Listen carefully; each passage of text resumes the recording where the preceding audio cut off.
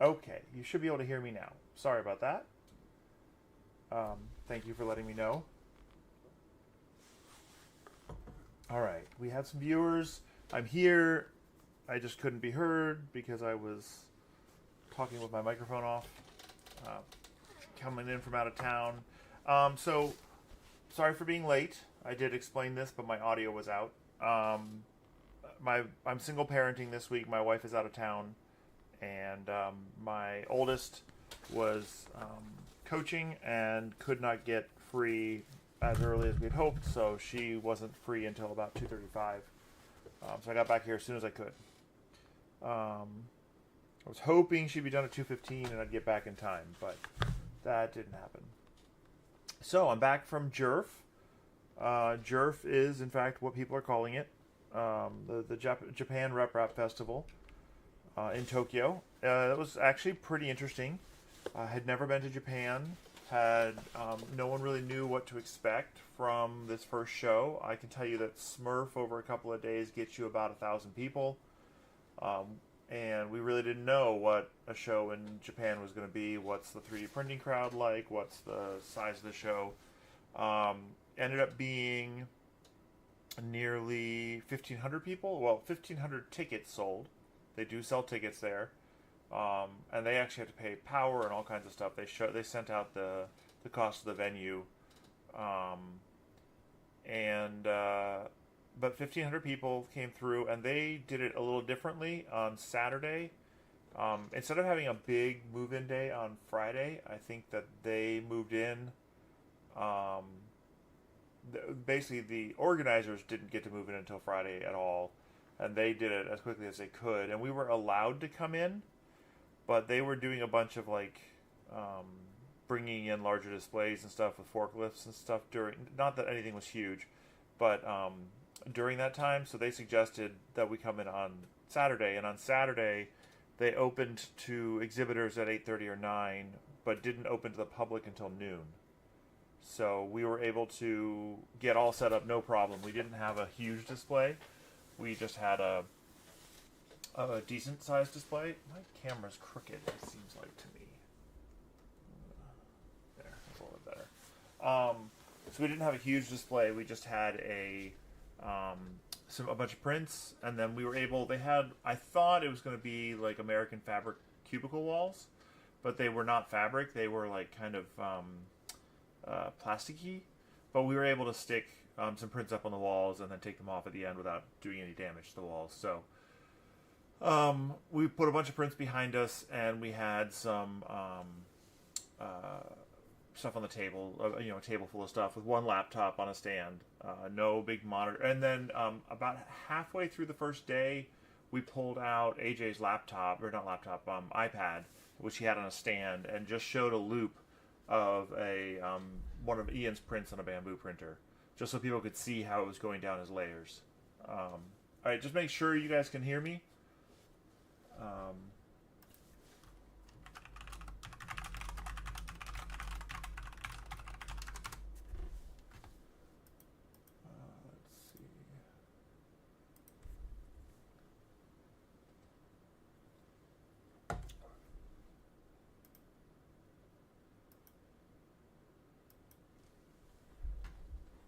Let's see. Let's see here. Let me check here as well.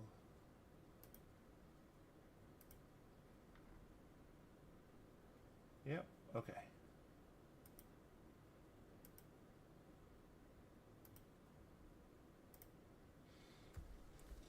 So,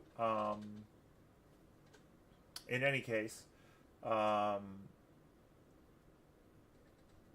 we had a lot of people come through. Language was a barrier sometimes. We did learn that poop is understood. So if we say two poops, they would understand that it was two swaps. Sometimes they didn't understand swap or change, but poop was a term they were familiar with. They actually had someone across from us, one of the organizers. He was like right across from us in the venue. One of the organizers, all the organizers had their own booths too, which I think was nuts.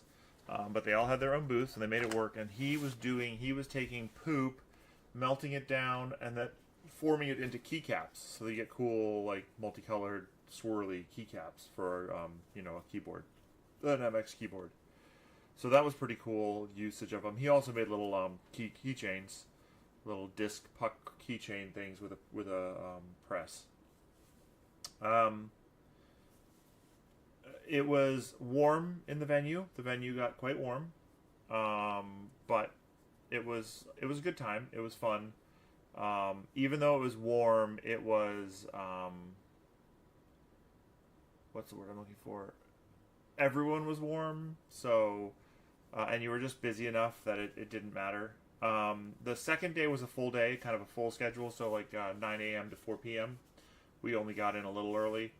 Before that, like 8:30, and then people started coming in.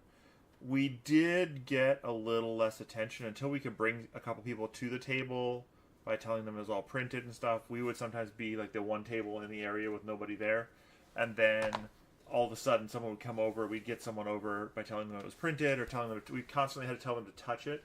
There's a lot of we noticed on all kinds of streets and stuff, no photographs, or if you take a photograph, please pay 100 yen for rights for the photograph and things like that. So there were a lot of questions. There was very much different culturally about touching and photography and stuff, and we had to be saying, you can touch it. We would literally we'd rub it ourselves, and then they'd be like, oh, touch? Yeah, touch.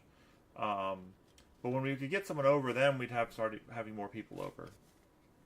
Our neighbor, interestingly, had a printer that he was printing with a 0.1 millimeter nozzle at 0.04 millimeter layer heights, making these really, really fine detail prints.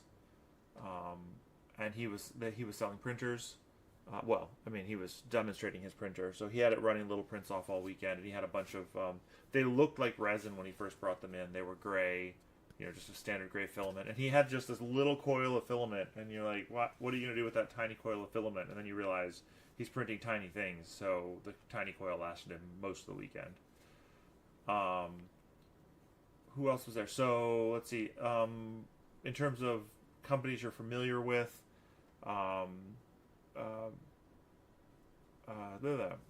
Big Tree was there. With several of the people, the people who live in China but who are often come out to the shows in the U.S. So Big Tree was there. IBOS was there with their new, which they announced at the show, their new AMS adapter heating system. So each spool, it's a whole new lid with dividers in it, and each spool gets its own controller, so you can run them at different temperatures, and you can have one off or one on. And it's got a really cool system that it's vented until you turn off the heating or cooling, and then it closes within a minute. So it lets the hot air out and the vapor out, and then closes and seals so that you can store it. Price-wise, it was pretty reasonable price. I think it was like $200 is the eventual price. They are, I believe, kickstarting it. But I think they're mostly treating that as they're pretty much done. They're mostly treating that as getting funds for doing a big production run, which, they're a large enough company, you'd hope they could just do that, but at least they're not trying to, they don't seem to be pushing it too hard, on Kickstarter. They're just trying to get a big, initial run out. And then, Snapmaker was there. I've never seen Snapmaker at a US show. Correct me if I'm wrong, if anyone's seen it. Snapmaker was there. They just had like one person. Several of them had just one person sitting behind a stand, or even just a display.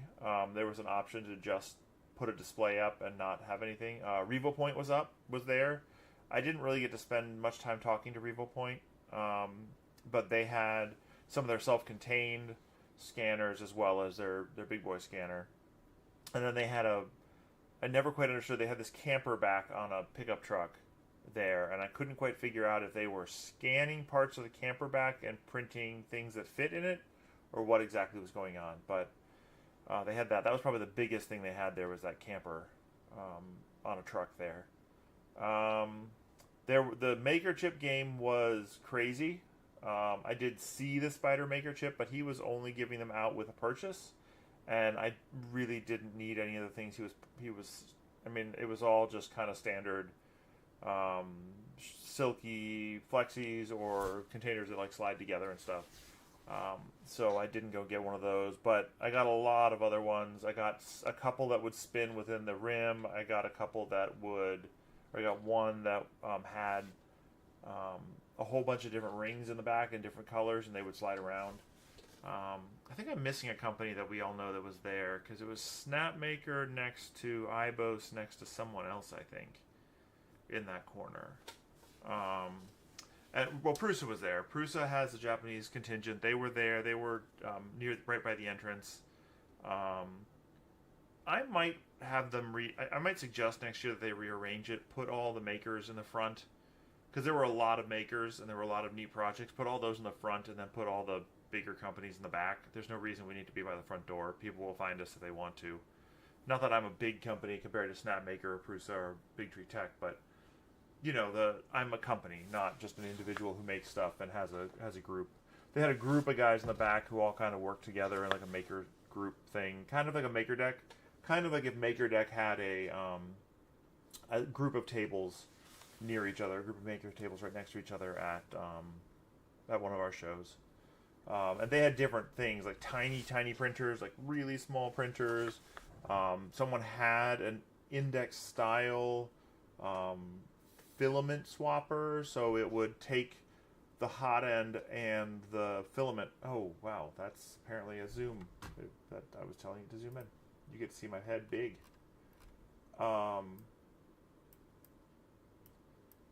They would take, it would just take the filament and the heater off, and everything else was the extruder and stuff was all part of the gantry. But it was really funny because he's like, of course it's broken now that I'm here. I'm like, yeah, that makes sense. You bring it to the show and it's gonna break. Okay. I have some images, some challenge images. I don't have a ton. So if you are watching and have a challenge image, you can email it to me at steve@thehueforge.com, and I'll go through it. I'll go through some. I have some images I can work through as well, but steve@thehueforge.com. You can email it to me. Put office hours image office hours image in the subject, and I'll grab those. I do have a few, I believe, from previous events that never got done. So definitely send those. If you can't chat, you just need to become a subscriber, and in 5 minutes you'll be able to join the chat. I see a bunch of people viewing but not in the chat, and that's probably because you aren't subscribers. Okay. Any questions?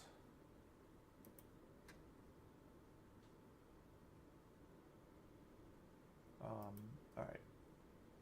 So, okay, one of the things I did demo there, and I'm actually going to have to do a little work to get this ready, so let me get this set up real quickly. One of the things I demoed there was localization.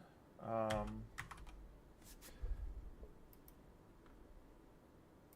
we go. Did he actually do that one?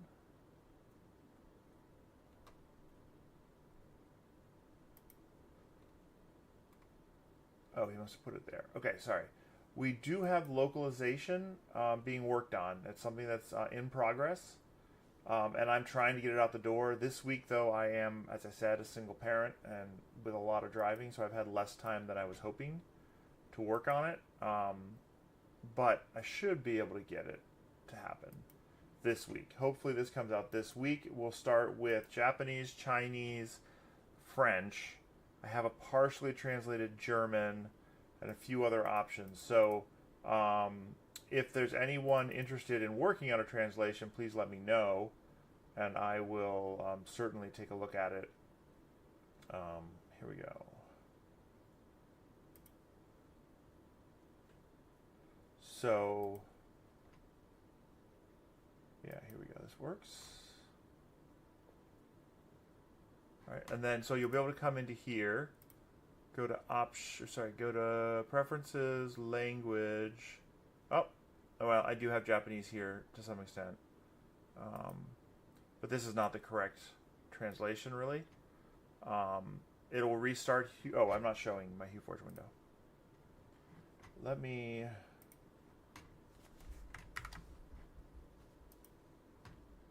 I was not prepared. Okay, that worked. Let's build this.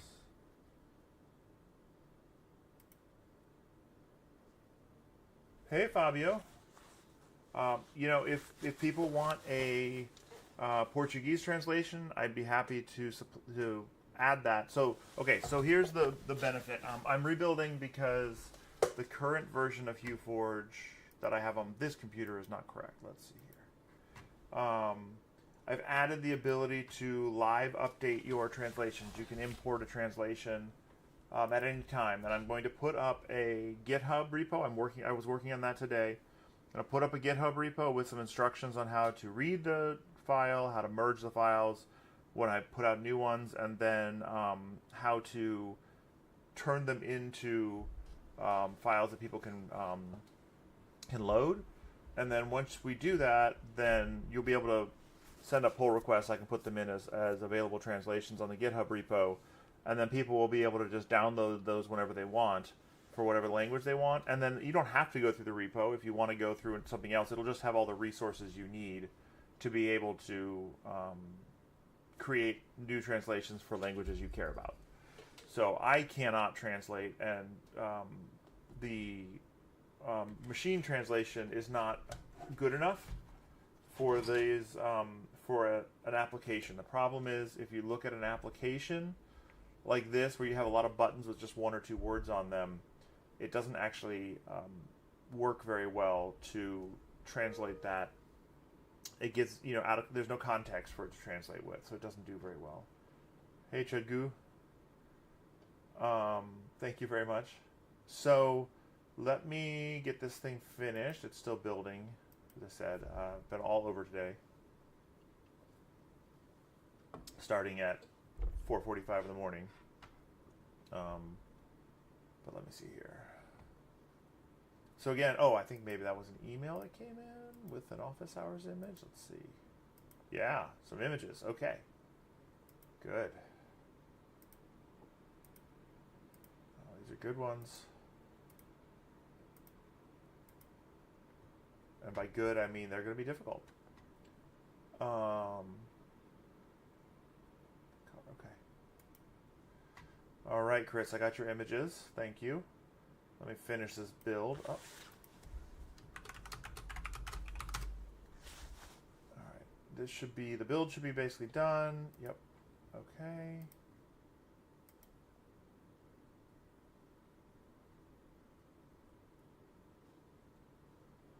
Then I should be able to run. There we go. Okay. So I'm going to bring up the HueForge window.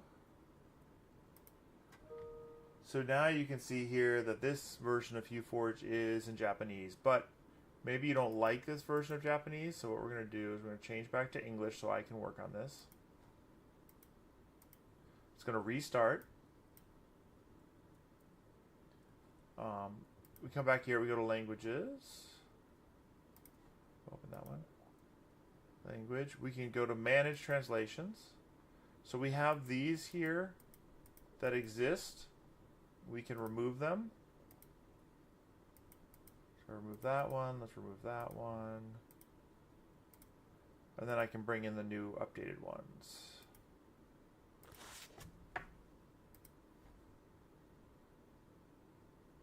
Okay. I got to change the name of this file. Just a second.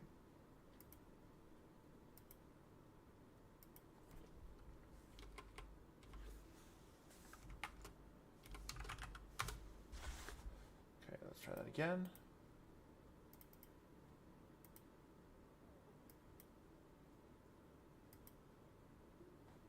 Then I'm going to change to localized files so that you have these.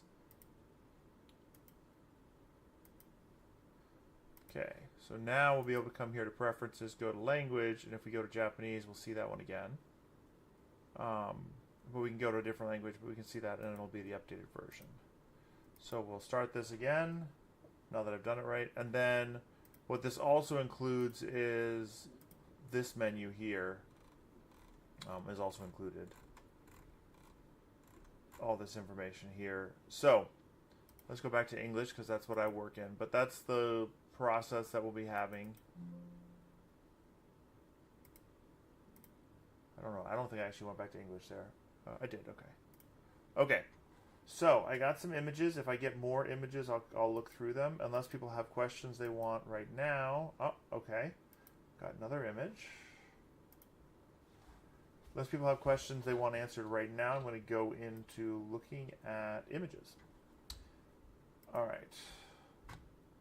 So let's start. Chris asked if I could look at this car first.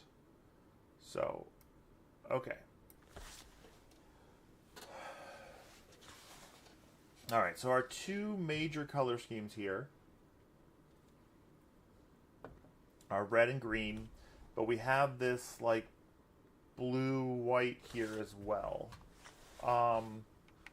So the most difficult part, we should send images to Steve at thehueforge.com with the subject, office hours images. Or image. So, okay, so I'm looking at this. I mean, it kind of looks cool in black and white, but obviously the colors, this is someone's painting, the colors are important. This is not really even a red, it's more of a magenta, and we have this orange here, so let's go straight into color match. All right. What's going on there? Oh, okay. All right, so it got a lot darker when I did that. Because I am in dim mode. Let's go to bright, enhance. That'll be better. And then we're going to come out of HSL. Almost always want to be in C-Lab 2. It's almost always the best choice. And then we just need to anchor somewhere. So probably the easiest thing to do is to anchor our black in the middle, as I normally do. We'll come over here. And then we're going to come our reds. We're going to get our reds, and the browns are a little interesting. Might actually want our magentas down here with a white beneath them. So now we have some there. And then we have this yellow. We'll bring this yellow-orange here. We can kind of blend into that.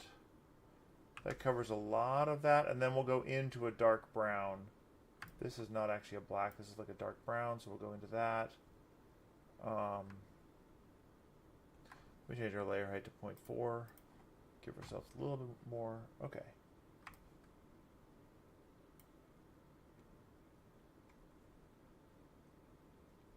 All right, that's a decent start. This is definitely a little bit too orange here, but we'll start with that. I think we want some pink up a little bit higher. Okay. So now actually this part looks okay. The problem we're running into now, this is where we're going to have to work on things, is that now we want our greens, because the green we want to kind of be built right off the top of the red so that it's coherent. So we need to get these green shades in here.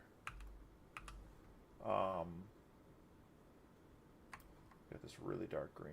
Maybe we can come from here. There. Okay, and then the green gets kind of yellowish, so we'll bring just a yellow in here as well. Okay, now that we have that in here, I think we need to be a little bit taller. That depth is not much. Let's go to 2.5. And then I think we pretty much just have to pull the blue on top of that. We need some sort of blue that's going to be on top. I mean, the chrominal here would probably fit. Yeah.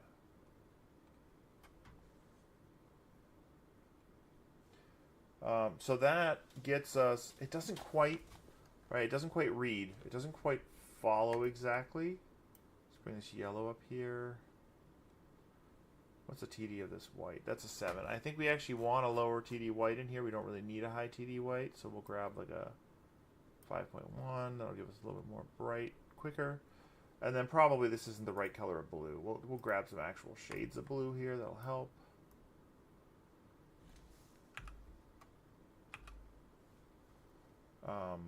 The difficulty here, though, is that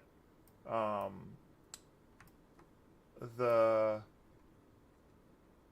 green has to be kind of needs to be on top of the red, but then the did we get rid of that green entirely? No, we want that green. But then it can't be stacked directly with the blue at the same time, so so you kind of have to make a choice, and one of them is going to be at a ledge, and so it's this, the bumper is going to be kind of at a ledge on top of everything else. If we were to flip this over, so if I were to come highlight this and flip this over, then you see the yellow, all the plant stuff would be like way elevated, but the bumpers would look a lot more coherent with the rest of the car. It's kind of a trade-off. Isn't the white matching all the way at the bottom here? That's a good question. Only this tiny little bit right here. But you're right, I can pull that off so that it doesn't match down low. Do I want this here? Is it? It's better without it. Now maybe we can match. This is actually almost more like a gray-green, so maybe we want to add that kind of gray-greeny color here to get a little bit more of that to match. That does match a little bit better. But see, this part here is always kind of greenish. If we tried to bring it up here, I guess we can kind of get that there. It gets us more of the bumper. Yeah, the white at the bottom was below min depth, and so, or was that min depth? And so yes, it was matching a little bit, but it wasn't really matching a lot of places, just a little bit. So there we go. That's pretty close. Like, this isn't right, this is in the wrong place, should be down here. So let's just grab this for the white instead. So the thing we've run into here is that like this really pale pink is matching kind of in the wrong place. So let's see if we can grab that. And then right here, that's actually kind of a yellow. These seem to be kind of yellows there. That fixes some things here. But we have these issues with these colors. Like, it's just that, you know, you're going to have some area that's a little bit more bumpy than others. And then I crushed a bunch of stuff up at the top here.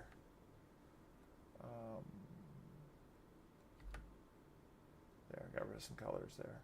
That looks pretty close to the image here. Not totally perfect, but a lot better.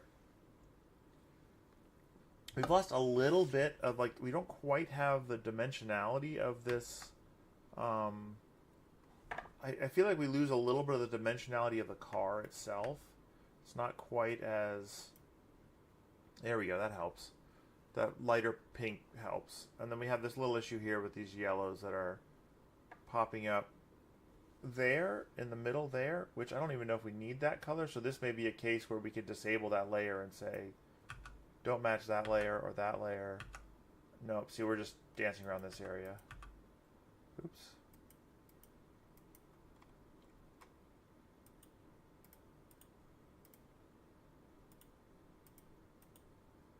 It was worth a shot, but it did not help. Okay. All right, so this is how I would put this together. So, Fabio, you asked what is the order, how to know what the order of the colors above another. So it's kind of not, there isn't a fixed answer to that.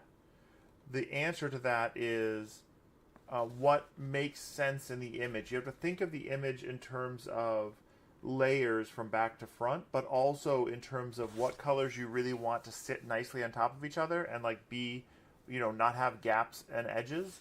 So, and if we render like this, it's going to look even better, yeah.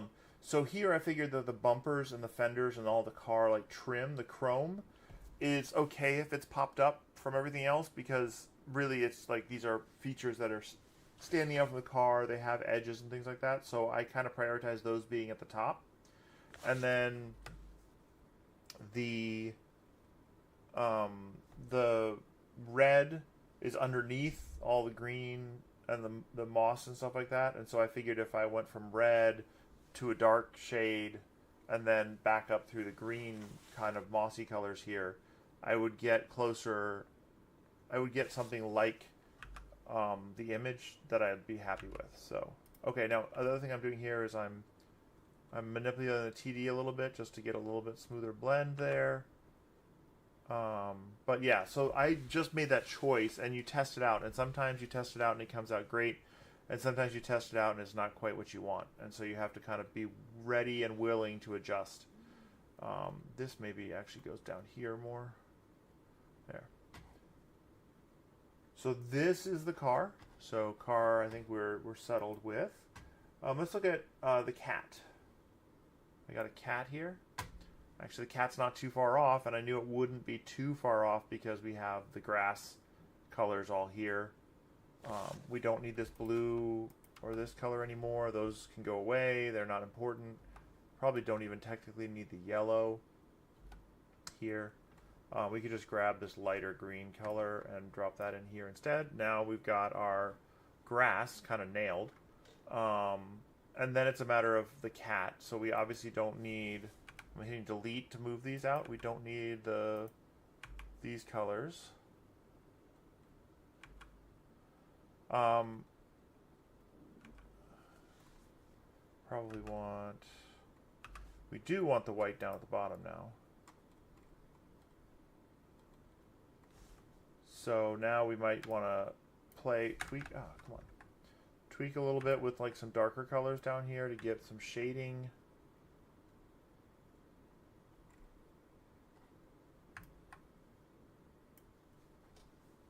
Here we do want a higher, oh, that's like a 7, okay. This, oh, we don't want that white there. There we go. We just want a little bit of this white that's all in the green range.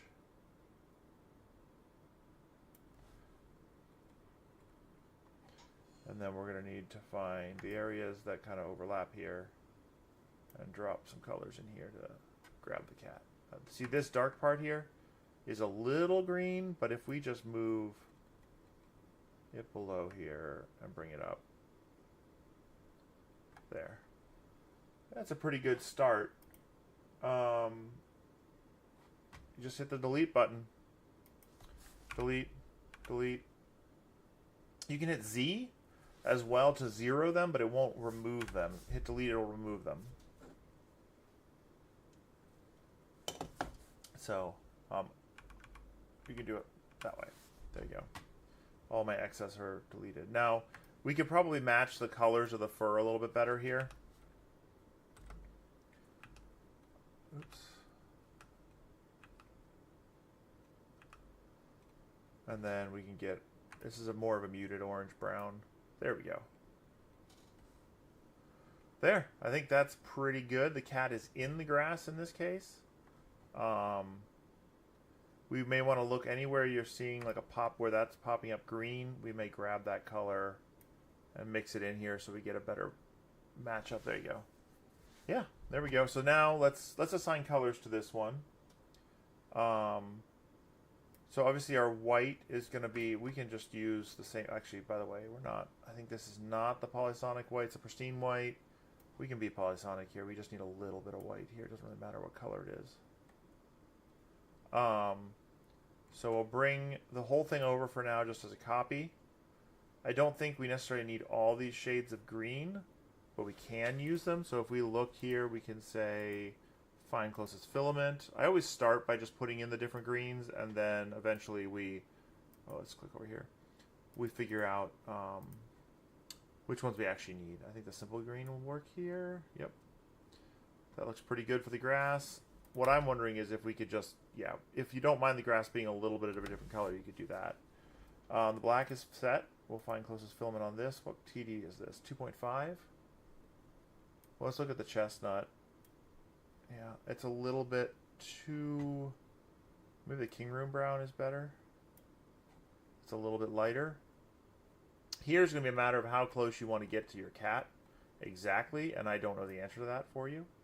You're going to have to work that out. So I mean, maybe you want something more solid, like this 3D Max Brown. That's probably like closer to the picture. And then we'll just use this white here. And then we just need a gray or even a black. We could put a black down here and just move it down further. And then it would give us that. But also we could put a gray in here. Almost any gray is going to work in here because we're not really looking for a specific shade. So we could do the chrominal green gray. We could do the bamboo blue gray. It's just going to be a little bit of a different color scheme, you know, a little different tint to it.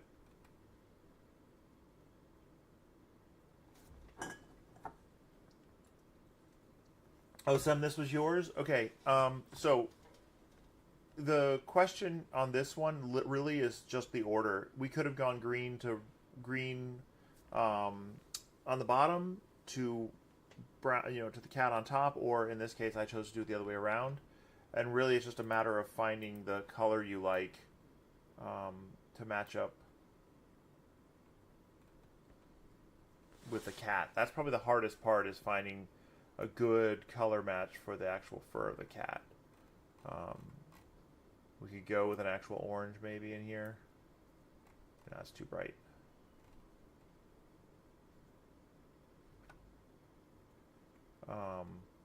So that's probably the hardest part, is just getting a good color match for the cat's fur. I think that actually the bamboo basic brown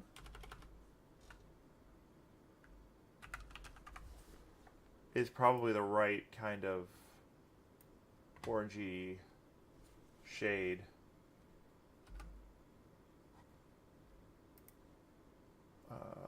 If we put in another lighter, oh, that's way too dark. King room brown here.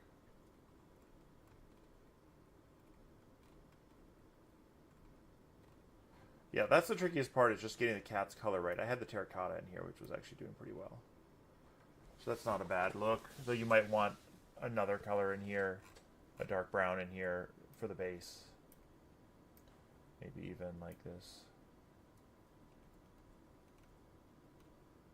That actually looks pretty good. So, yeah, so it's really just a matter of picking now. So in this case, the grass is on top, which I think, yes, the cat is taller than the grass, but we really get the feeling of the grass, or the cat sunk into the grass, which is why I put the green on top. But you could absolutely put the green anywhere you wanted. You don't have to put it on top. You can put it at the bottom. You can put it wherever you want. And then we can adjust the color of the grass by changing how much black there is, how much dark green there is. You have some control here by not manipulating this side, but manipulating this side, the color core. We can kind of pick that. But it should be plausible. We can try it. It won't be perfect when we do this. We should be able to flip this over. That did not flip over correctly. Oh, this just needs to come up. Okay, so we have some issues a little bit. You are going to need a gray that will blend if you do that. And then the greens and stuff, you're going to need a dark green in here to make this work. So this is probably the easier way to go. Just from available filaments, it's easier to blend up into a tan or a brown than it is to blend up into... and how many colors is this? It should be 8? Yeah, 8 colors. Alright. Let's see. Do I have... I have some more images from Chris, but I just want to make sure I didn't get more images from other people in the meantime. Oh, I got one from Danny. Danny, no one wants to see this. No one wants to see you make contact with your printer. This is what Danny wants me to do a HueForge of. First of all, it's low res. Super low res. And compressed. There's compression artifacts all around here. So you're going to make me pull out Topaz. We're going to open this with Topaz. Now, there are other tools. Danny has one that he can link. No.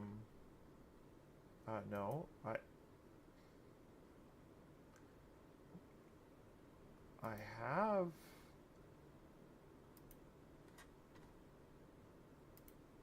Nope, that's not the right one. Why did I get logged out? Because it's been so long?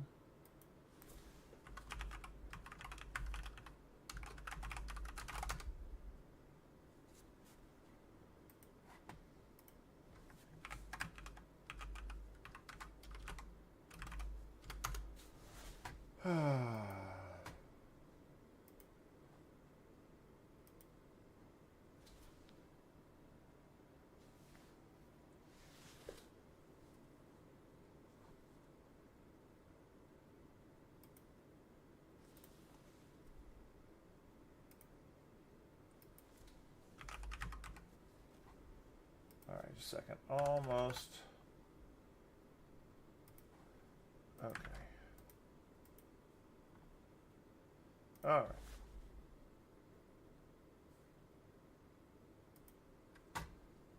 There. That actually... You can see the change here in the result. It is... Yes, Fabio. It is more difficult to do with a layer height of 0.08 because of the different colors that are in there, like the number of shades of color. So this one I think works better with the graphic mode because it is very much a graphic. That really cleans it up. So we'll export this image. And then, but so yeah, I highly recommend going to a lower layer height. It is going to be much, much easier at a higher layer height. There we go. That makes a huge difference. So this is one thing that it is good to point out. It made a huge difference to clean up the image and make it higher resolution. Even though we're not necessarily printing it huge, the image he gave me was like 454 by 454 and compressed. Now we get all of our lines back. I mean, the version that I got was 424 by 424 pixels as a JPEG. So I don't know if my email client did that, but the one I got seems to be tiny. I feel like your email client maybe compressed it when you sent it. But it made it, let me go back to the original image so we'll see. So this is what we had before. Look at how muddy the lines are, how little detail there is, and then we come back here, and all of a sudden we got all those lines back. We can see, and we can see Danny's perfect musculature. Yeah, 424 by 424 versus 4K, basically the same thing. They do. They do. All right. So I think this one is probably easiest to start with the purple into black. You might even be able to just run this one through from black to purple. So we'll get whatever shade of purple this is. Very close to Prusament.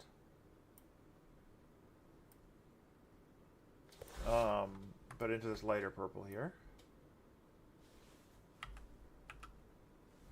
Probably just need some white up here.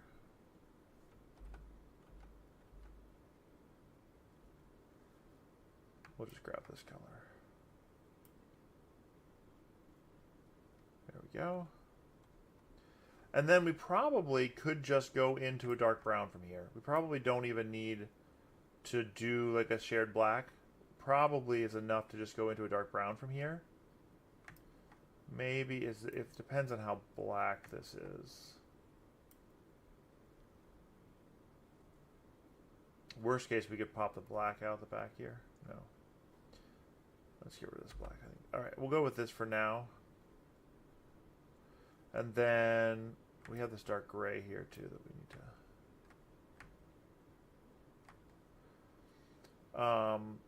The only issue might be this white text is not going to come out very well.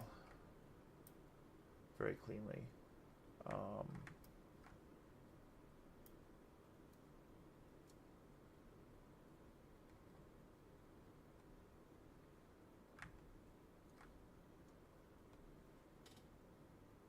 Hey, Ajax.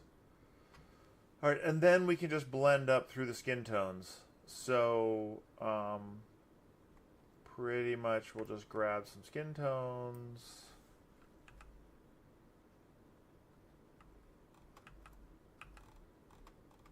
Or a skin tone gets a lot of it, but we actually have this kind of peachy color to give him more skin. And then we could add this kind of grayish background color. The only benefit to doing it this way, well, the negative to doing it this way is now the background is the topmost color. We've got tons of that background all over the place, so it'll take longer to print. So we might do better to flip some of these things. So if we inverted this, then his hair becomes more coherent. This is down there though, so we'll bring that up.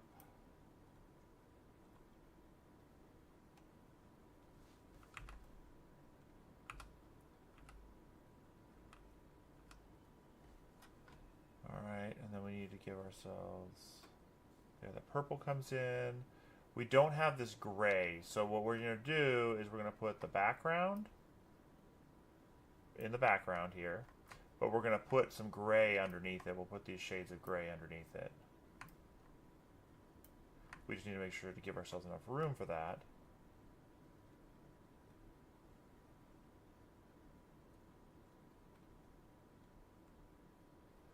Now you'll see here though that we still have some issues around his skin where there's some halos. These are partially left over from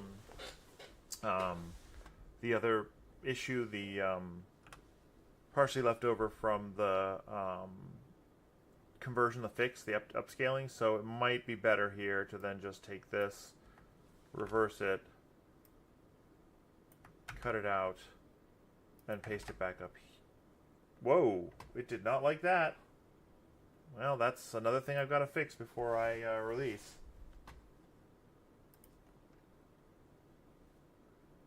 Alright. That was fun. Let's just add the gray up here.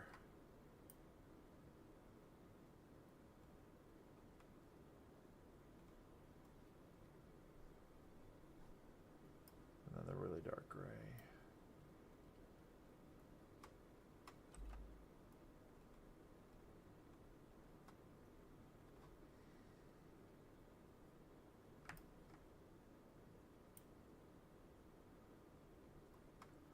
Alright, yep, that's actually a little difficult. The arm's a little brown. We can put more gray in here. There we go. That works okay. We get a much better look there. Alright, Danny, that's all the time I'm willing to put on here.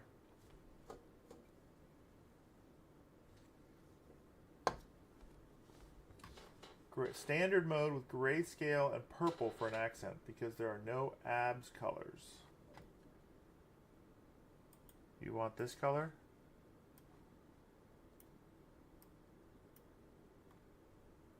There you go. You're all set now.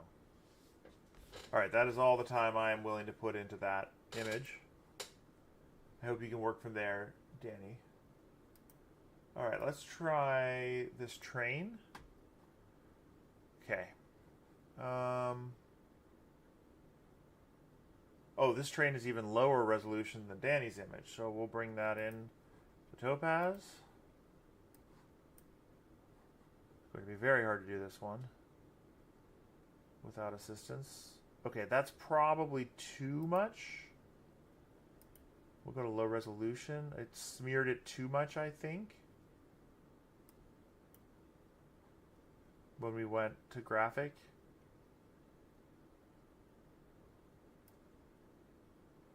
Yeah, this one might just be too low of a resolution to work with, to be honest. Chris, you need a better version of this image. I have a different train from you. Also, is this my email doing this? I told it to download from here. Ooh, that doesn't like that at all. That actually comes out, I think, much better. So we'll try this one.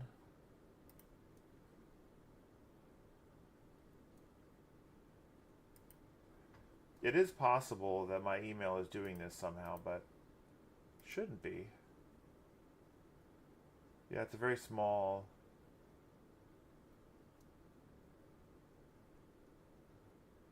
The boat is big, though. The boat you sent me was large.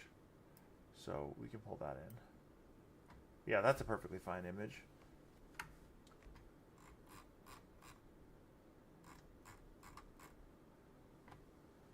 All right. Okay, so let's reset this. There are a lot. Oh, no ABS colors. Got it.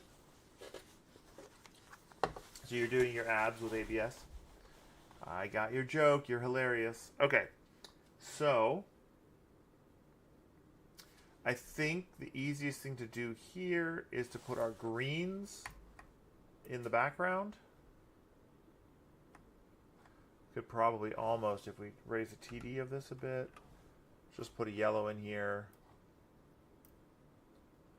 and get most of our green to like kind of register. Maybe we need a little bit of white.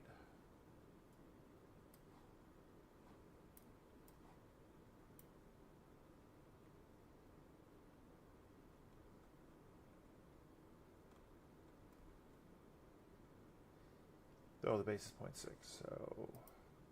so this is the first time the white will show up. Back here it won't.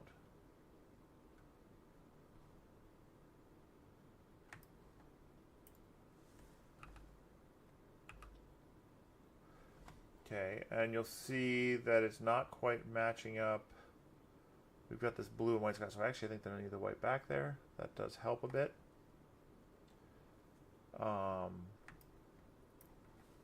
This might be too high of a TD.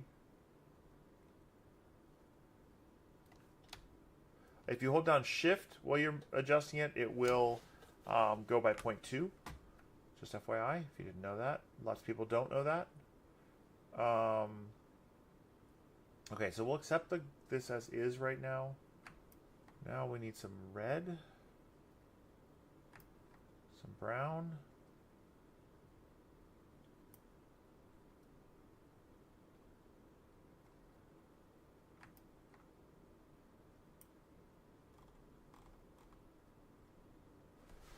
So this is definitely tricky, and it's tricky because the colors are all kind of muted and near each other, and it's very hard to get them to fully separate. This is a complicated image. It's a complex image with a lot going on, which is going to make it very difficult to get exactly what you want out of it, I think.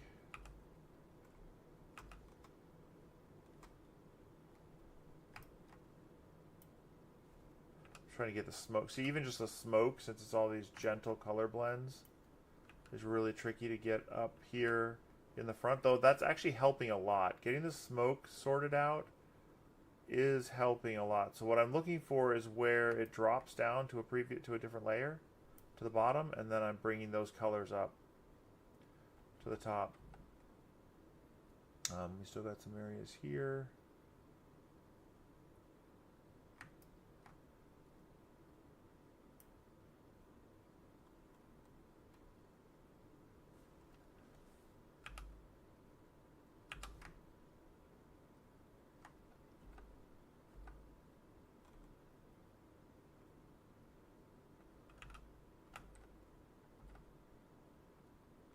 Alright, that's most of them. That did actually really help separate the foreground and the background.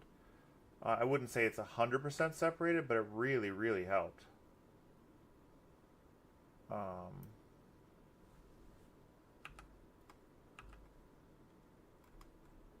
That, on the other hand, made things worse.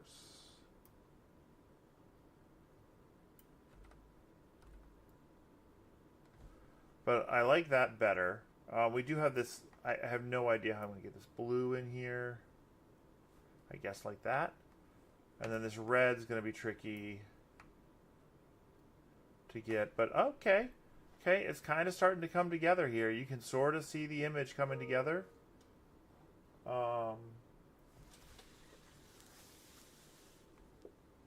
Hey, Rum Online. All right. I mean, I think this is sort of coming there. It's actually better than I was thinking it was going to be when I first started on it. That's sometimes how these work is you kind of work on them and you're like, oh, this isn't working at all. And then you play with it some more and then you're like, hey, wait, that's actually kind of working. I feel like there's still some issues with how the smoke is being done. Like maybe the ordering I have of some of these things, but it's way better in terms of how the whole scene is broken up with this. I think I liked it better before, though. Yeah, that was better.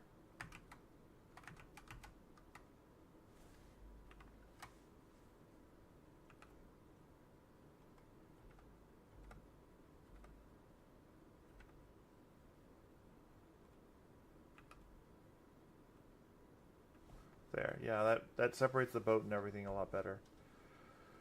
All right, this is probably about what I've got for this image. That these solid gray colors are going to be hard to get right. We could potentially maybe get some of those by putting them on top of this gray here. Yeah, that's working a little bit, but it does mess up our smoke a little bit. But gives us our stack and some of the other colors. So this is just going to be a matter of kind of playing with these. The hull of the boat, the water line here, that all looks good. This isn't great here. Maybe we try C-Lab instead. That's maybe a little bit better. We could try default. That's not really much different. HSL, not really much different. Dot product gets the smoke the best, but the rest of the picture gets lost. So I think it's a C-Lab or a C-Lab 2. But we're getting closer here. This is much closer to what we want than what we've had before. So maybe with a darker brown here. So okay, hopefully this is helping. But this one is not easy at all. Like I don't feel bad. This is like a definitely an advanced kind of HueForge challenge. For sure. That takes significant practice and experience to even go after. So hopefully that helps. Let me look at the other train. I did upscale this train. Let's look at that. Actually kind of works okay. We just need more yellow and orange instead of red. Do we need this?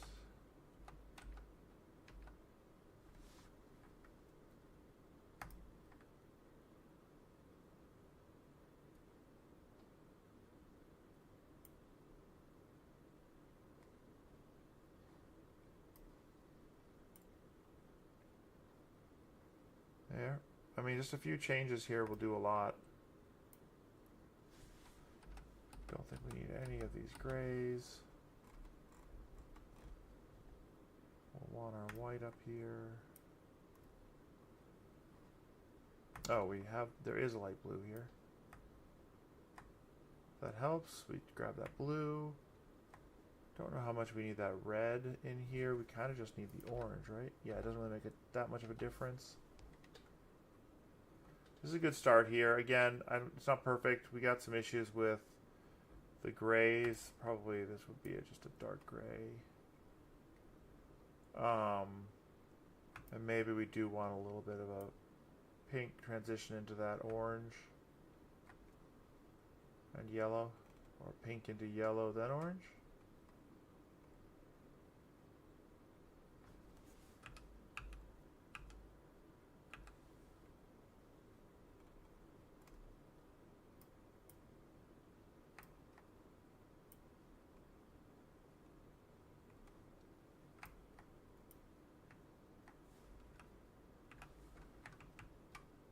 That gives us more of these shades here, but it does lose a little bit of our bright yellow that was in here. Let's see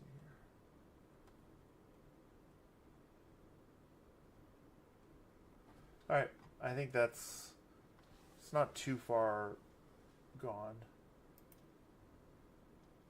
New color match makes me try again on some things. Good. Yeah, the new color match is definitely better than it was. definitely a better, stronger color match with more more coherent colors. So I suggest C-Lab or C-Lab 2 most of the time. Every once in a while HSL is correct, but then you have to manipulate it. You have to adjust the scaling here to get it to be useful. And that's often too much work. So generally I don't recommend HSL, but default can be okay. Probably I'm more likely to use dot product or a C-Lab than anything else. Okay. All right, any questions on what I've done? Anything you want me to show from a different image or other ideas? I'd be happy to look at some things.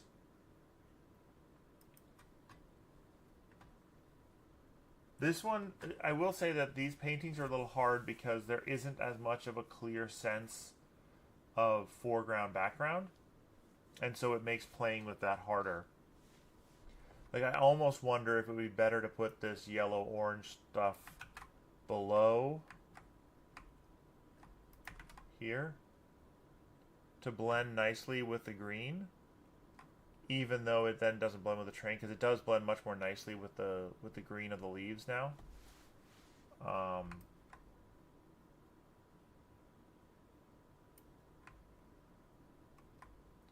And then a lot of it is just finding the colors that you're missing and making room for them.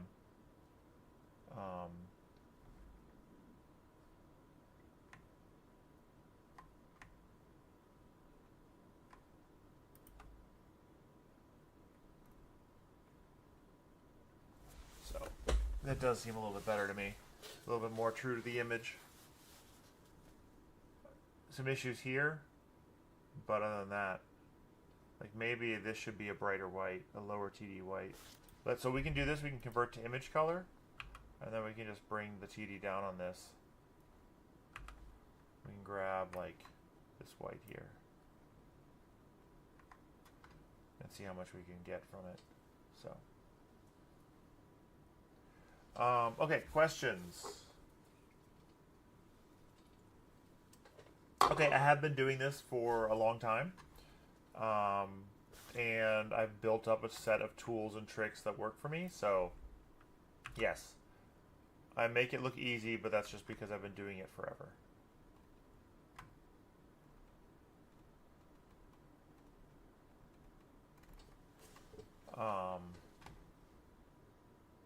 Reset this. Let's see if I have anything that's worth looking at.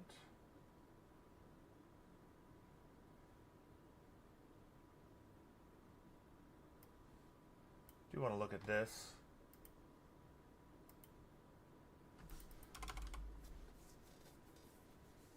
Yeah, there's always going to be some compromises. Okay, so if you have a picture, like a photograph, or just an image that you want to look at. So this is what I always look at. So the first thing I look at is, how can I build this image? What's the easiest or best way to build this image? For instance, in this case, standard mode, if I'm not too worried about the blue, then standard mode is probably the easiest way, because I really just want to get a set of colors from dark, like dark black to a purple or red, and then to an orange yellow on the way up. So I can just grab these colors in here and apply them until I'm happy with the result. And just ignore the fact that this blue is not going to be correct, because I don't necessarily care about that blue being correct.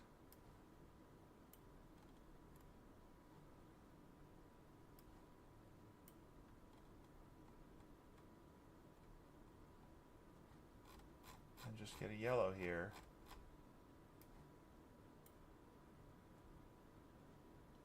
And it really kind of, and you might say, okay, well, I really kind of want this purple in here. So then you can grab a purple and say, well, instead of this dark red, let's do a purple. Or let's do both. Let's grab this purple and bring it up a bit. Bring the dark red down. Now we get some of that purple shading in there that we like thematically. And then we just adjust it. And now it's not the same as the image. It's different, but it shares a common heritage, let's just say. Like, you can see how to get from one to the other. I could do this. You could bring in this dark gray. I could bring in a blue here to make purple from the red. I could grab, like, the chrominal deep sea blue and get my purple that way. So you have a bunch of different options. You could choose different colors of blue. Let you kind of set the mood. So if you have a picture of a friend, do you want to send it to me to look at? If you want to send it to me, you can send it. I posted up before, steve@thehueforge.com, and I can look at it and walk through what I would do. If you don't want to save it or send it, that's fine. Okay, I actually do have an image here from Ace. But if you want to send me that image, I'd be happy to look through it. But, like, it depends on what you want from it. If all you want from it... So, let's see.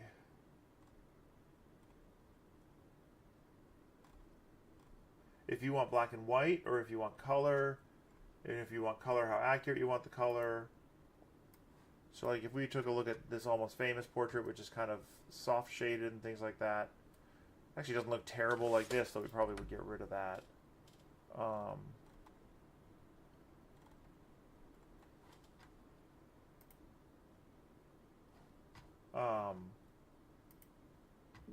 Let's see here.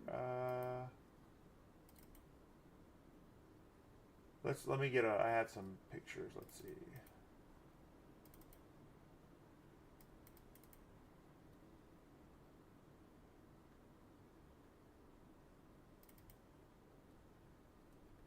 All right, so here's a portrait. Let's reset this. So this is very much a portrait image. I'm mostly interested in my subject here, and much less interested in everything else around the subject.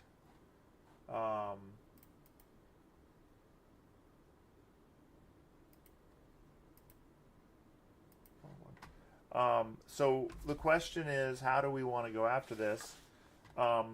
Now, the background, if we were to look at this, the background here is kind of red. You can see that most of the background is red, which isn't that dissimilar from the hair. And then we've got this, now I'm just using image colors right now just to be easier, but we can grab this image color here.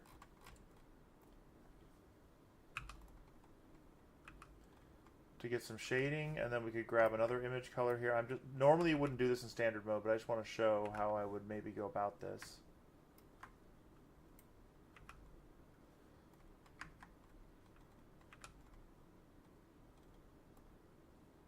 And maybe just bring the white down a bit.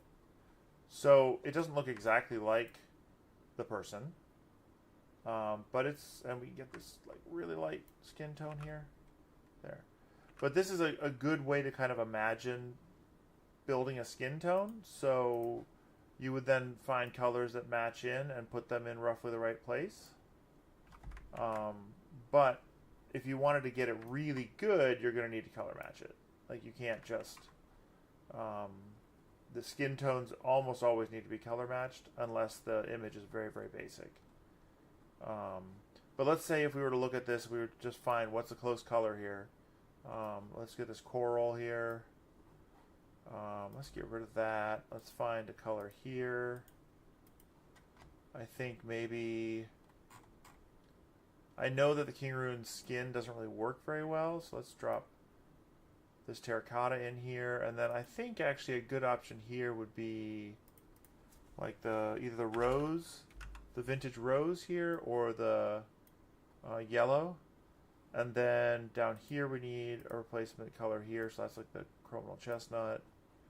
And down here we need a replacement filament, that's like the black cherry. And then probably take that out. Maybe not. Oops, I'll turn these off. Delete that one out of here. I think maybe we want the vanilla cream, which is a yellowish, a pale yellow. There we go.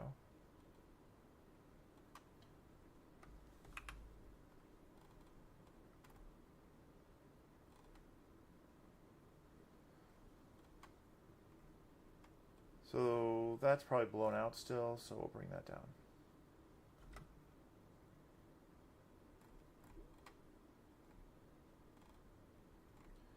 So it really depends on how accurate you want it to be. But this is not super accurate, but it's a way to start. If you wanted to just do black and white, I highly recommend a good high TD white, like the Polysonic.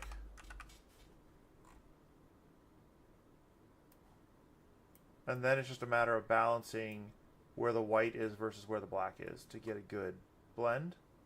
And oftentimes it just needs to be a lot shorter than you think it does. But then if you want to color match it, now we've got some work to do. So again, we can start in the background here with this dark red. And then we can kind of build onto it.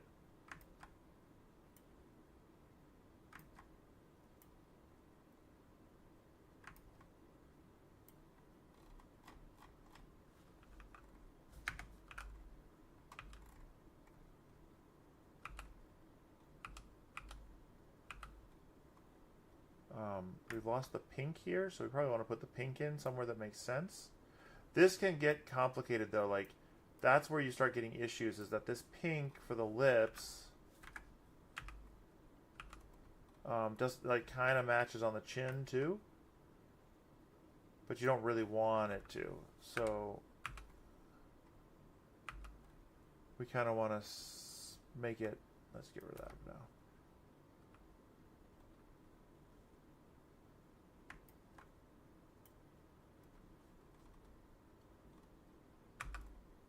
Come on, wrong button.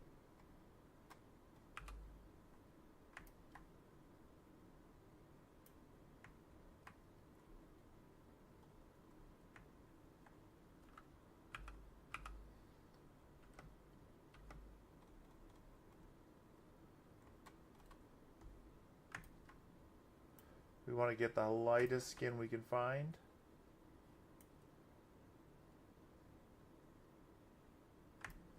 Which is here.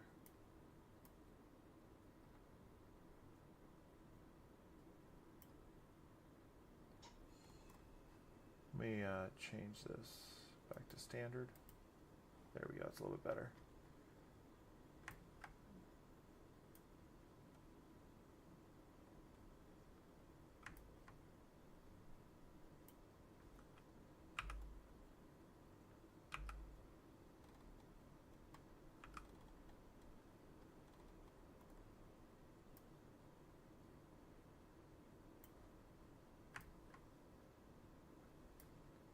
Oh, it all dimmed, right. So that's why it's darker and not matching as well.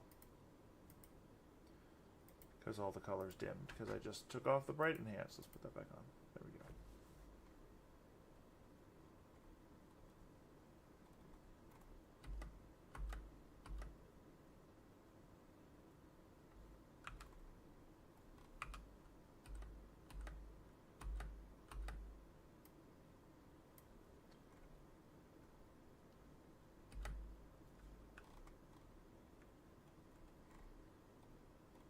So, yeah, subtle skin tones are hard.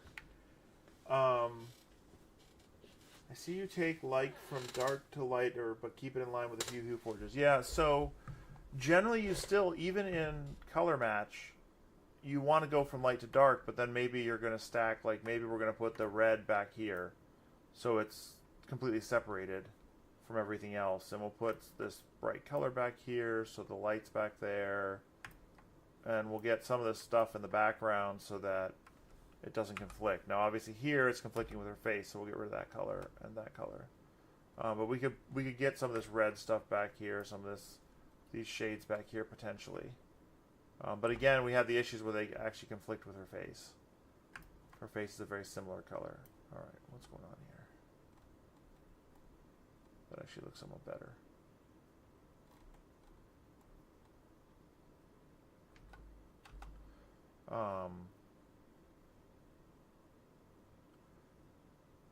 Here we go. That's a lighter color.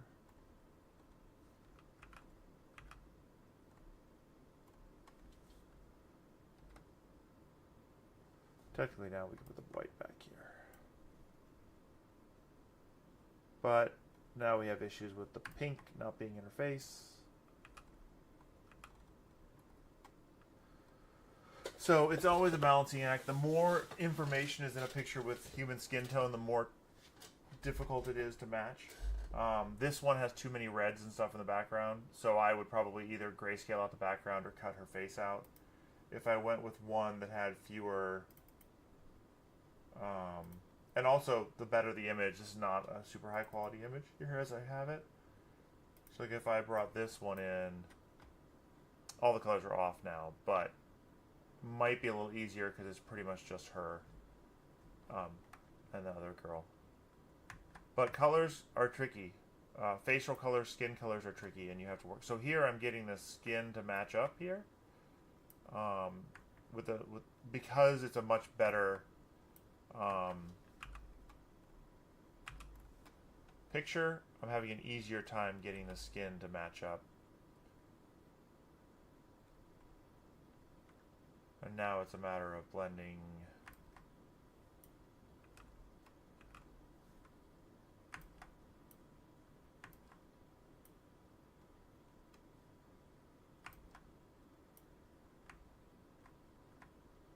And just finding all the different shades. Once you've found all the different shades, it becomes a lot easier to get everything else to work.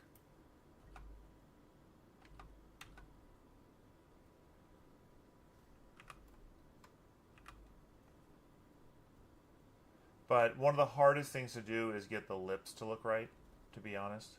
That's one of the hardest parts, is getting the lips to look good. There we go. Now we're getting somewhere. The only problem here is we're not really doing a nice blend there. So we might actually want to blend up here. Invert that. And then grab this and put it up here.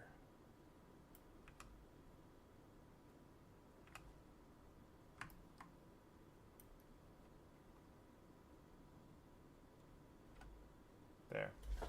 That's going to get you much closer to what you want. Not perfect. We still have some highlights on the teeth and things like that. Oh well, we just got to get rid of this red.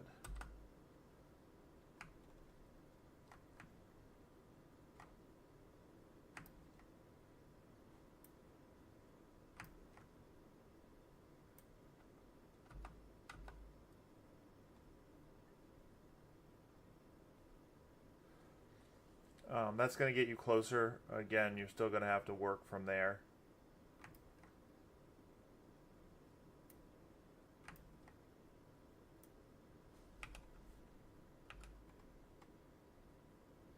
And get everything matched up where you want.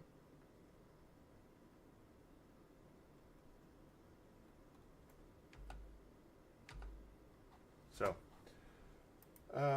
you can send me an image by email, exactly.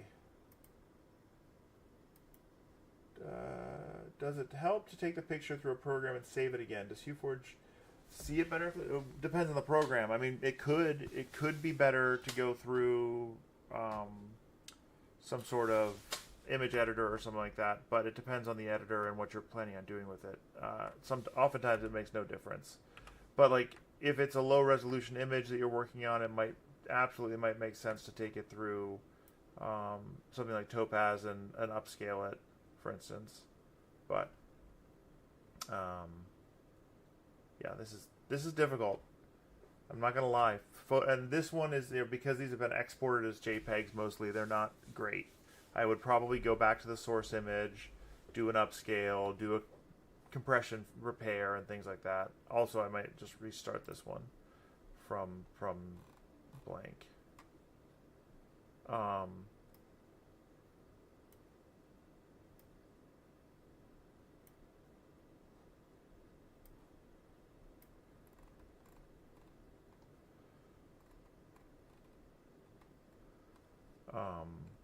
And oftentimes I will worry about one or the other, the skin or the background, but not both.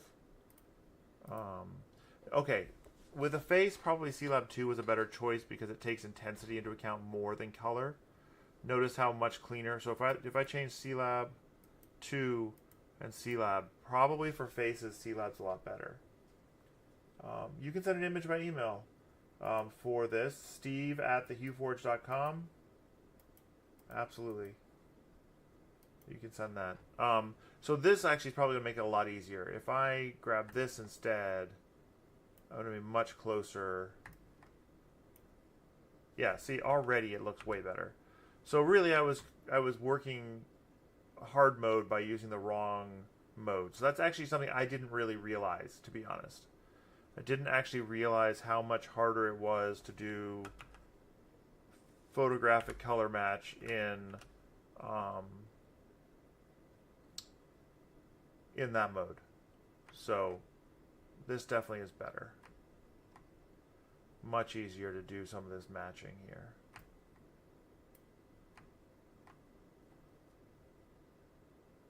One hint though is that skin tone is almost always somewhat yellowish. So if you don't have a yellow or a yellowish color in, you probably don't have the right colors. There we go. This looks a lot better. I'm much, much happier with this.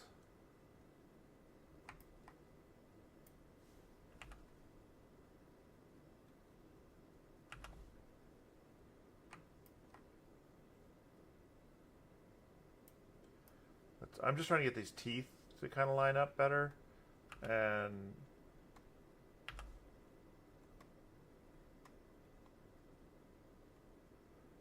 to be better with the shadows and stuff. But I have all these areas here that are matching low. So I'm going to drop that down here.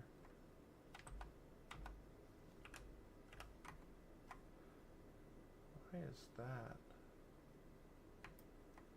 matching all the way up there?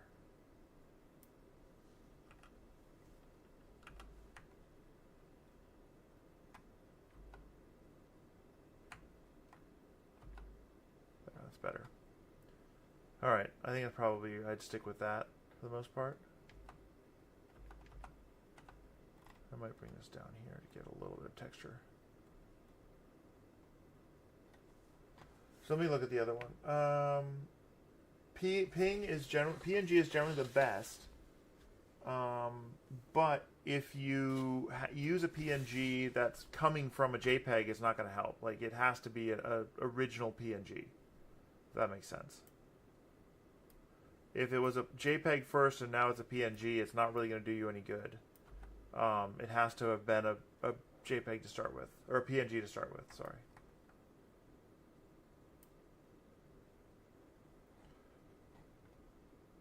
Yeah, that actually came out pretty well. And then you would come over here, and this one might, almost looks like it would work in standard mode this way. If I duplicate this over, it's just too bright.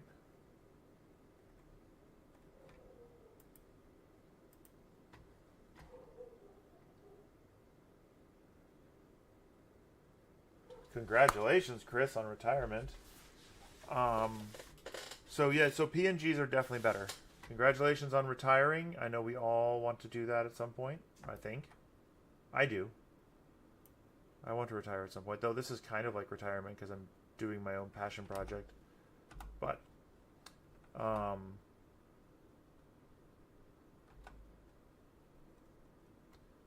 so now it would be, so I do want to walk through picking filaments for this because we have all these shades, but those shades don't all exist. I will tell you that almost certainly we're going to be using the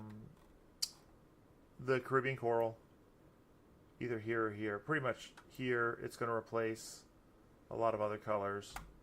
I'm going to be using, now I'd love to use a King Rune skin, but it doesn't really work in my experience. The terracotta can work, but it's awfully dark. I think that in this case, I'm going to be better off with something, again, like the vanilla cream or the vintage rose. The vintage rose is going to give you more of a pinkish tone. The vanilla cream is going to give you more of a yellowish tone. You can even use both, though it does start adding colors. You know, you're adding extra colors here, so this is the vanilla cream. This is the vintage rose. You can combine them if you want. Now, we're going to come from here. What color is this? This actually does look a lot like the brown. The chrominal brown should be about right here. Little dark, but actually looks pretty good. But we're missing kind of any kind of red, so I'm going to bring in a medium TD red.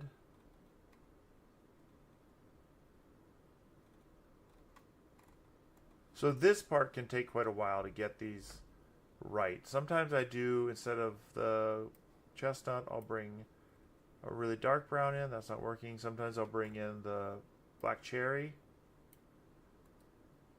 to get kind of this dark shade here.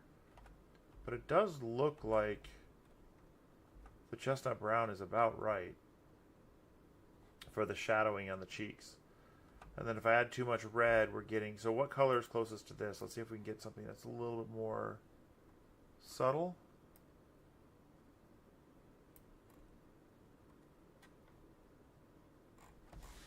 Yeah, it just wants it to be a red. The lipstick red, is that a little bit darker red? Now we can adjust how this is being applied by moving these colors around a little bit, and that often is a good thing to do. So we can make it brighter by moving this one up. We can move the highlights around, moving this one. We could bring this pink, you know. So anyway, what I'm saying is we have options here on how to adjust. That looks a little bit better there.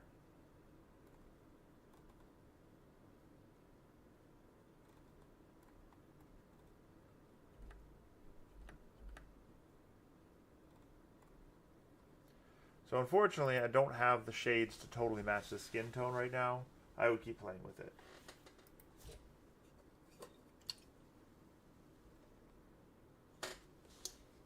So dark to light in general, again, is still probably the best way to go at things. The question is, sometimes you want to go light to dark just to meet in the middle. So like if I wanted to get this yellow in here, for instance, maybe I would just put it right on top of this orangey yellow thing. I would put it on top here to get that blend, to get this color. But you see it's actually grabbing some of my other colors, which is fun. If I were to do C-Lab 2, it probably wouldn't grab those colors, but we would get less. Actually, default works pretty well there. It lets it grab just in here. So I could do this so that it's blending on top of the white.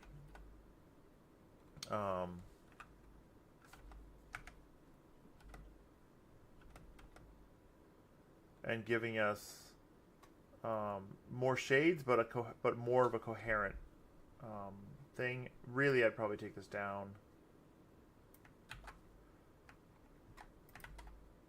and blend it like that, so that it's under the hair, and then but I'm still blending it up.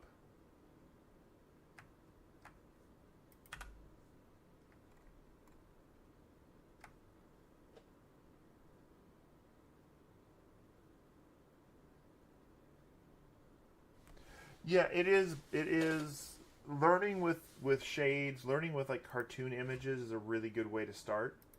A really good way to work at it and get practice, especially if they're a little bit more, a little bit less,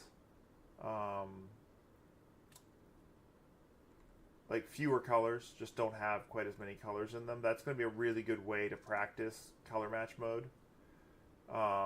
So that you can get used to doing blending in both directions and you can get used to colors, but you're not spending all your time trying to match like super subtle shades and things like that. If that makes sense. And then you just start getting more complicated as you get better. As you get practice and you get better.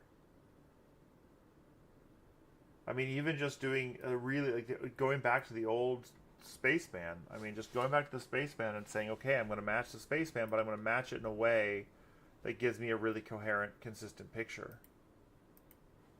And here, color's more important. So I could say, well, I want to go from lighter to, I'm actually going to bring the black in the middle. And then I'm going to bring my light orange like down here. And my darker orange here. Give myself a suit. And then I'll work through this tan color here, and then it's not that many colors, right? You're not having to do a whole bunch of different colors, but you're practicing distributing them where you want them to be.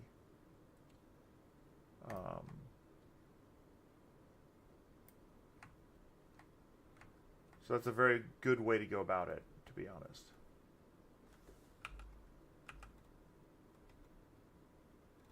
Just practice with simple images on how you would manipulate the colors and how you would choose to stack them to make them work, and where it breaks down. Like, this is probably the wrong color of gray here. You'd probably do better with a slightly different color of gray. Maybe that. Yeah. So that's a really, really, really good way to practice. And then also, it's important to remember that just because I picked these colors, now I can make this suit any color I want. I can come over here and say, okay, well, I picked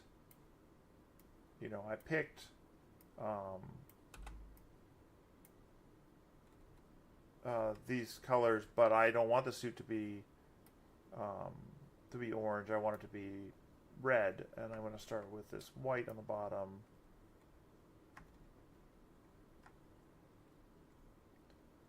And and I'm going to do some purple in the middle or something, magenta here.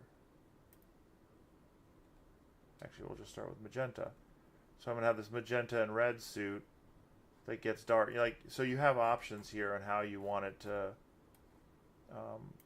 actually appear in the end.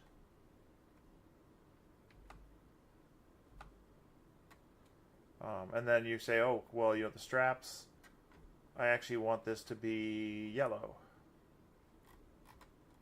I don't know why, but I want it to be yellow. So then you can bring yellow in here. Or you say, no, I want it to be blue. I want it to be a light blue. Bring a blue in here. So you have full control once you've set the colors on the mesh core. So, yeah. So that's, I think, doing something like this, cell shaded or simple cartoon kind of images, and picking the color orders and things like that is super powerful. This one needs more spike removal because of the edge effects. When you cut out, so here's something I will also point out. See how all these white spots? Now I've learned to go back and expand my my cutout tool a little bit, my cutout selection a little bit, to cut those out so I don't have. Otherwise, you're going to get spikes all along the edges. If I turn off spike removal here, if I turn it off, you're going to see spikes in a lot of places. Actually, fewer than I expected. That's with it off. I had more fast. I swear there were more spikes fast. Well, I got rid of some. You can see there were a bunch of spikes all over here, and here, and here along these edges. Not so much around the edge of the image, but oftentimes there would be. For standard mode, there would be. In fast, I got rid of a bunch of them, and in moderate, I get rid of even more. In color match, moderate is the highest you need to go. There's no difference between moderate and aggressive. Hey, Bearded Printer. All right, I am basically about to wrap up. I know I started a little bit late, but I have more driving to do and picking up, and got to get dinner started. So, any questions before I stop for the night? This is your chance to ask a few last-minute questions.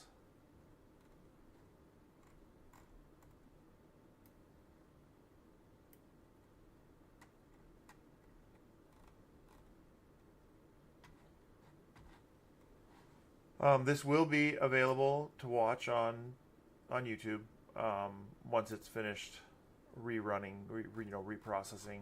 This will show up there, so don't be worried about that. That will show up.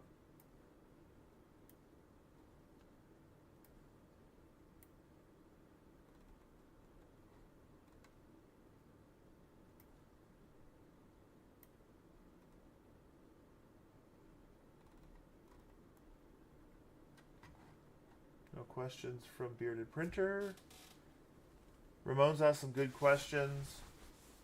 But yeah, I think the big thing is to just get some practice with simpler images and learn how to manipulate colors and where the best way to stack them is for you, what makes the most sense for you, when you want to like grab little colors here and get more details, when you don't care about that kind of stuff. Like just get that feeling, and then it's easier in the future to then say, okay, I'm gonna just go ahead and work on this more complicated image. How to get the colors and put them in the right place. For color match, it's up to you. So in color match, you are picking mostly from the image. That's control, left click and drag. You're dragging them over into your mesh core, and then you are setting where the colors go in your mesh core by doing that. You're literally telling it. So here, let me show you. I have all these different shades of orange. If I move this up here, that shade of orange moves up to the top. I've picked where it goes. This shade of orange, I move it back down, it moves down. So, no. In color match mode, no. Hovering over the color to see where it falls is not the correct solution, because you, in the mesh core, control where it falls. You tell it where you want it. If I want the bright oranges up top, I move the bright oranges up top.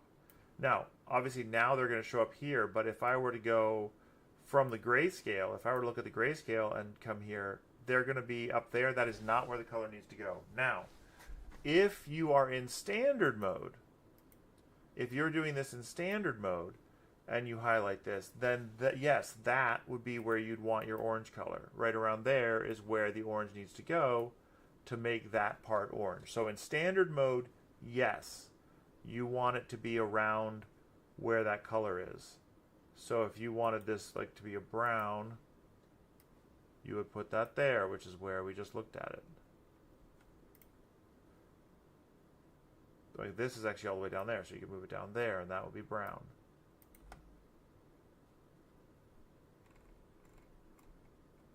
So it does matter what mode you're in to answer that question.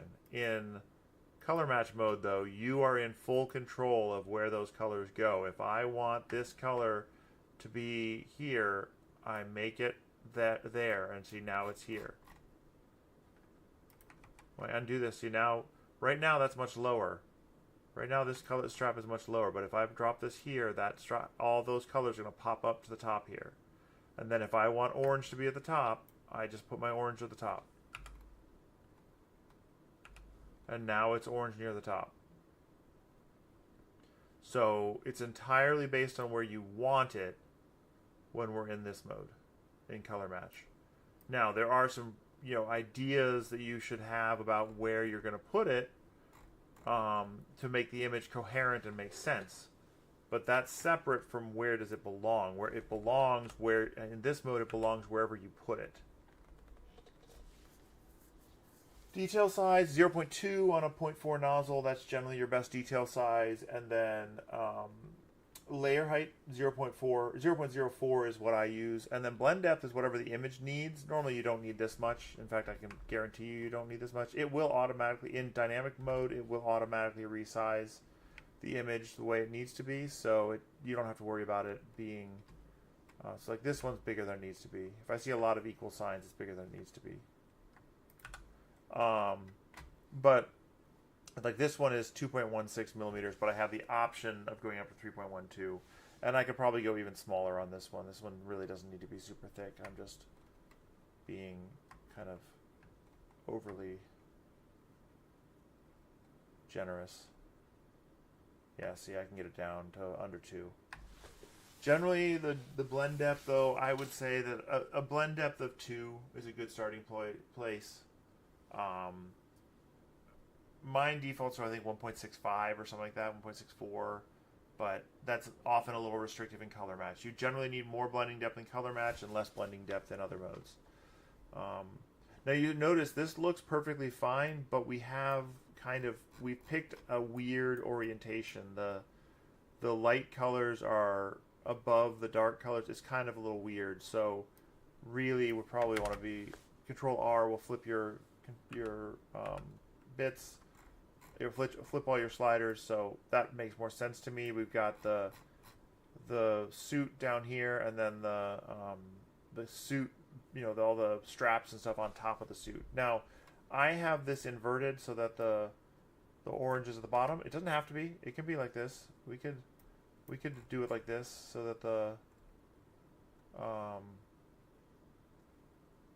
it's just gonna have to be a little bit. It's a little less coherent. We have more gaps and edges. Whereas if I flip this over, then the black is shared, and so it goes from this orange into this darker color into the black. If that makes sense.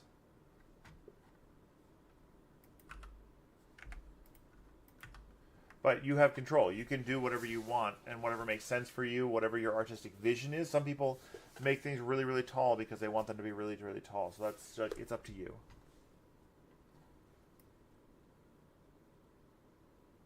So, all right. I'm going to call it for now.